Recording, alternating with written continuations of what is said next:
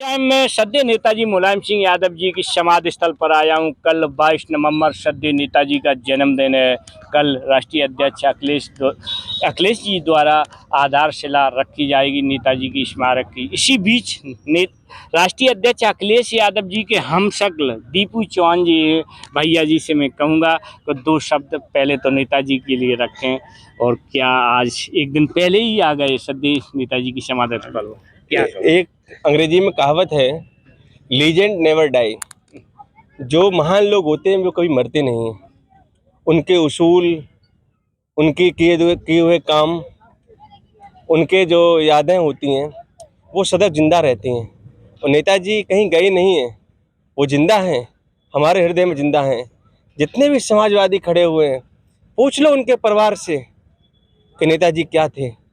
उनके घर की जो रोटी है, उनके घर का जो चूल्हा है, उनके घर की जो रोशनी है, वो नेताजी से थी। नेताजी जिस दिन गए, जिस दिन नेताजी स्वर्गवास हुए, जिस दिन नेताजी गए, उस दिन लोगों के यहाँ रोटी नहीं बनी थी। लोग उस दिन रोए थे, आसमान रोया था। नहीं रही थी, नहीं रोए थे, वही तो कह रहे, आसमान रोया था।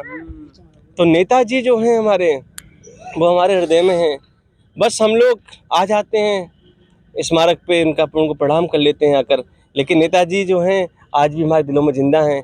और बड़ी खुशी की बात है कि ये जो माहौल बना के वो छोड़ के गए हैं, जो उन्होंने जो पेड़ लगाए हैं, जिस फुलवारी जो पनप रही है चारों तरफ, सैफई नहीं पूरे उत्तर प्रदेश में जो फुलवारी उनकी लगाई हुई पनप रही है, ये कहीं ना कहीं उनके लिए, सबके लिए ये मिसाल है। तो नेताजी जिंदा हैं हरदम दिलों में हमारे।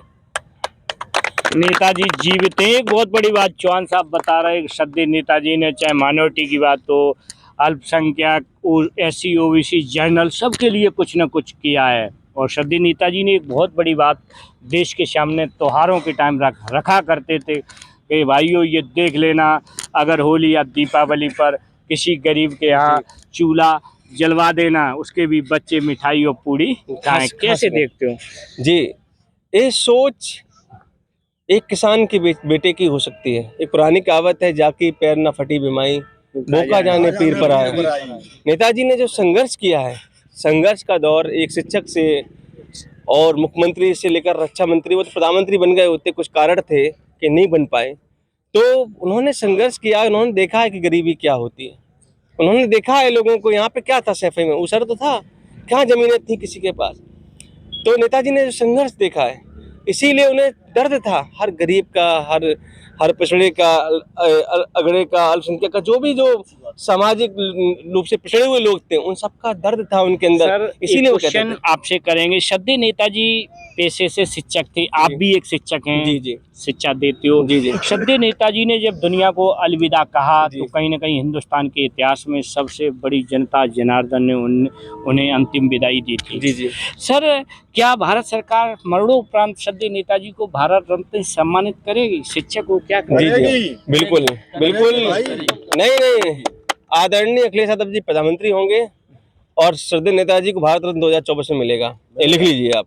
देखिए, दीपू चौहान जी जो राष्ट्रीय अध्यक्ष अखिलेश यादव जी के हम शक्ल हैं, वो बता रहे हैं, सर कह रहे हैं कि राष्ट्रीय अध्यक्ष अखिलेश यादव जी 2024 में देश के प्रधानमंत्री होंगे और श्रद्धेय नेताजी को भारत रत्न से मरणोपरांत सम्मानित किया जाएगा। बहुत बहुत धन्यवाद। इसी के साथ मैं कपिल यादव, MBM News 24, श्रद्धेय नेताजी समाधि स्थल सैफई, इटावा, उत्तर प्रदेश।